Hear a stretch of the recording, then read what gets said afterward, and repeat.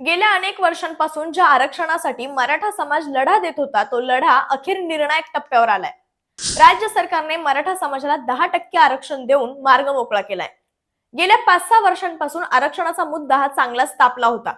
यातच मनोज जरांगे पाटील यांनी मराठ्यांच्या लढ्याचं नेतृत्व हाती घेतलं आणि मराठा बांधवांना सोबत घेत सरकारच्या नाकी नऊ आणले.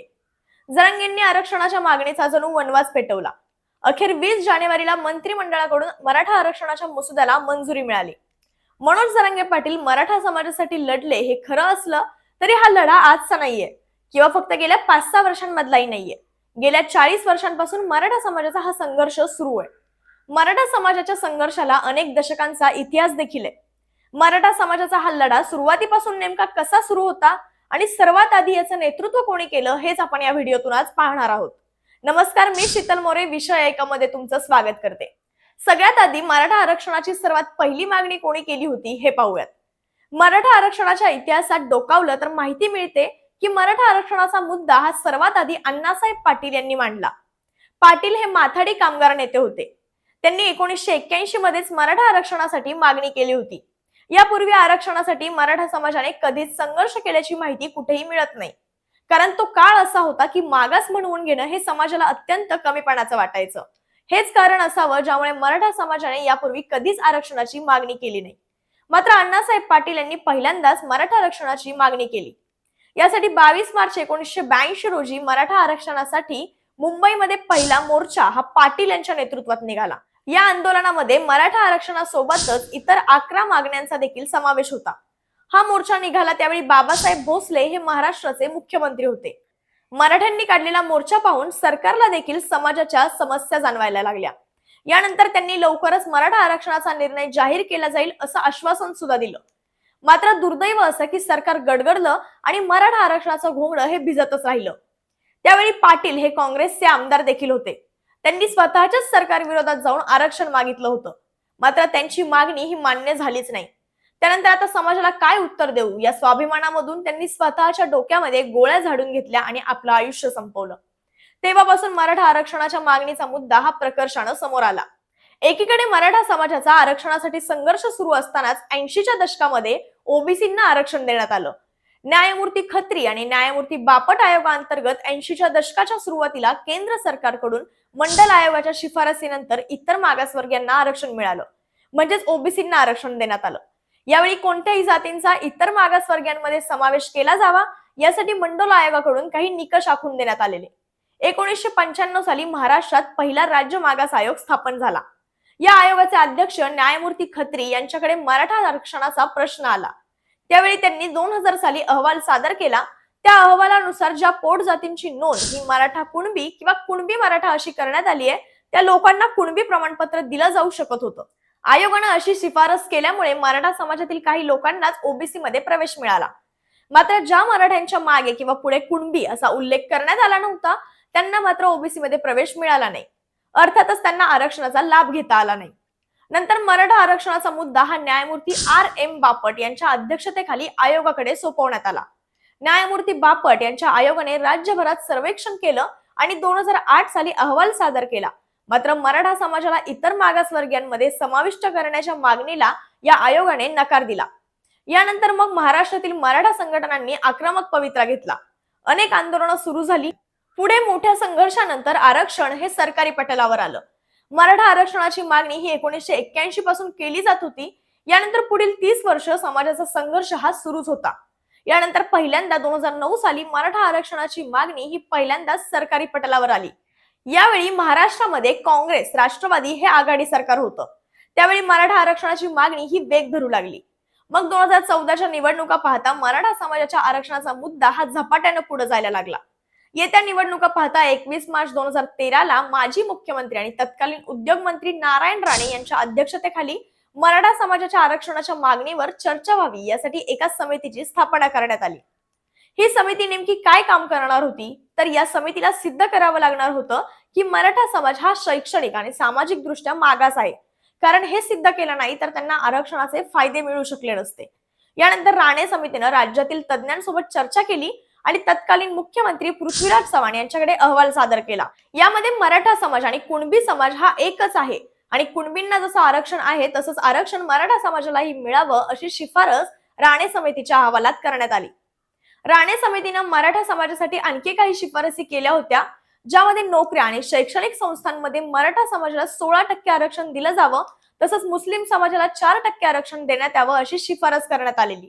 त्यावेळेचे मुख्यमंत्री पृथ्वीराज चव्हाण यांच्या सरकारने या शिफारसी 25 जून 2014 ला मंत्रिमंडळाच्या बैठकीमध्ये मान्यही केल्या होत्या. राणे समितीने अहवाल सादर केल्यानंतर आरक्षण लागू व्हावं यासाठी 9 जुलै 2014 ला राज्यघटनेच्या कलम 15(4), 15(5) आणि 16(4) नुसार शैक्षणिक आणि सामाजिक दृष्ट्या मागास प्रवर्ग तयार करण्यात आला. आता सामाजिक आणि शैक्षणिक दृष्ट्या मागास प्रवर्ग म्हणजे नेमकं काय?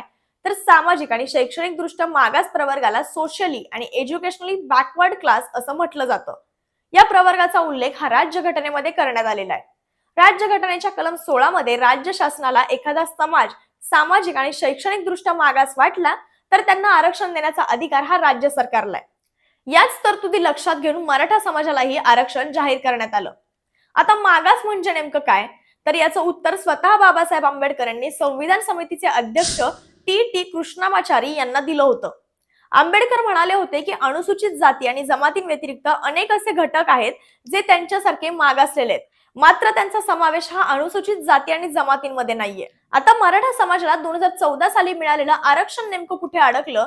तर आघाडी सरकारकडून 2014 साली मराठा समाजाला आरक्षण मंजूर झालेलं, मात्र त्यावेळी माहिती अधिकार कार्यकर्ते केतन तिरोडकर आणि इतरांनी मुंबई उच्च न्यायालयात या निर्णयाला आव्हान दिलं.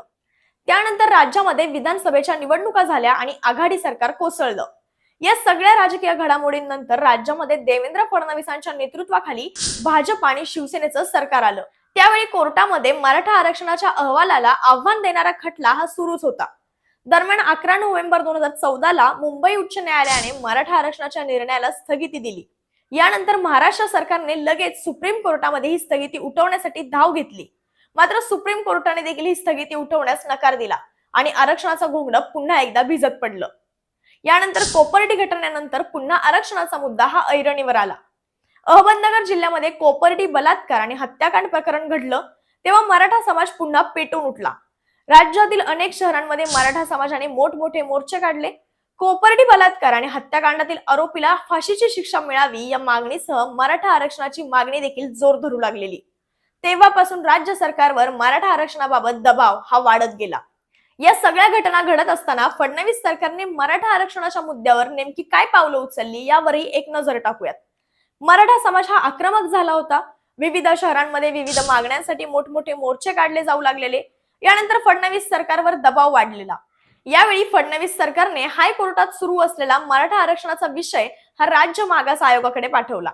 यानंतर मागासवर्ग आयोगाकडून मराठा आरक्षणाच्या दृष्टीनं सर्वे करण्यास सुरुवात केली.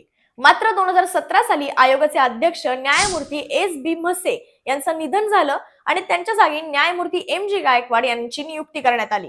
गायकवाड यांनी 15 नोव्हेंबर 2018 ला एक अहवाल सादर केला. या अहवालातील नोंदी कोर्टामध्येही महत्त्वाच्या मानण्यात आल्या. यामधील 3 शिफारसी 2018 सालच्या हिवाळी अधिवेशनादरम्यान तत्कालीन मुख्यमंत्री देवेंद्र फडणवीस यांच्या सरकारने मंजूर केल्या.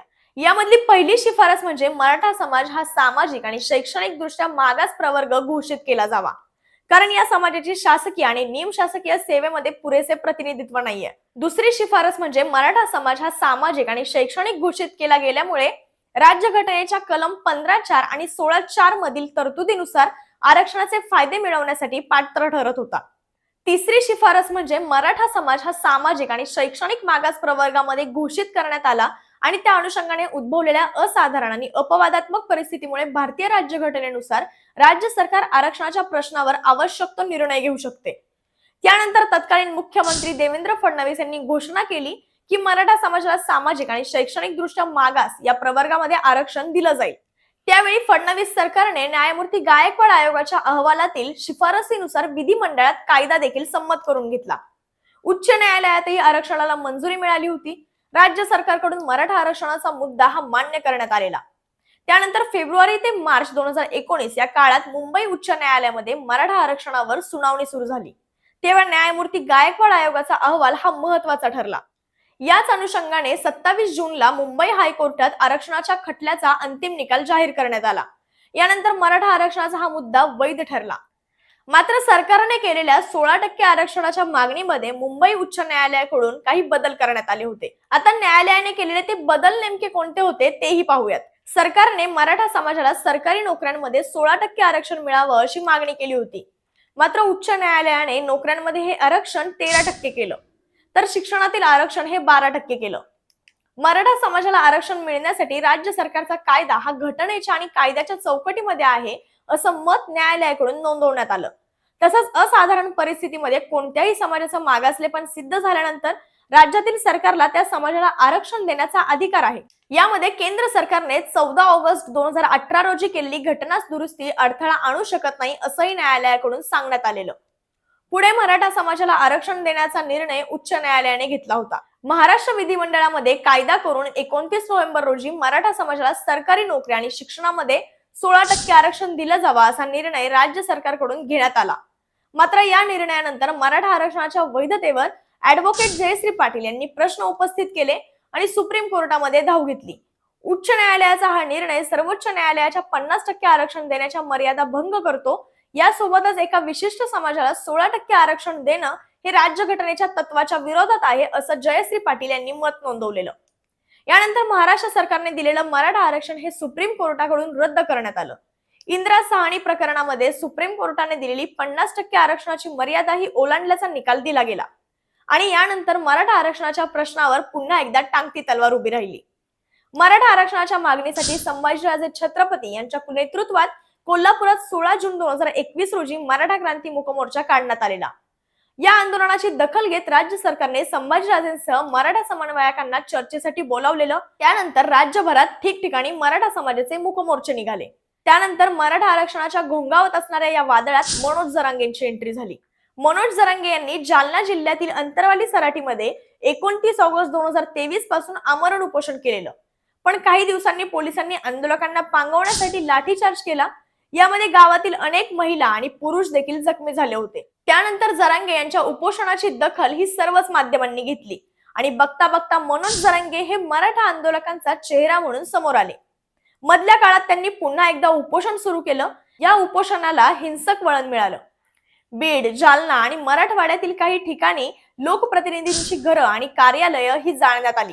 पण जरांगे आपल्या उपोषणावर मात्र ठाम राहिले. याच दरम्यान सत्ताधारी गटातून राष्ट्रवादीचे नेते छगन भुजबळ हे ओबीसी आरक्षणासाठी मैदानात उतरले.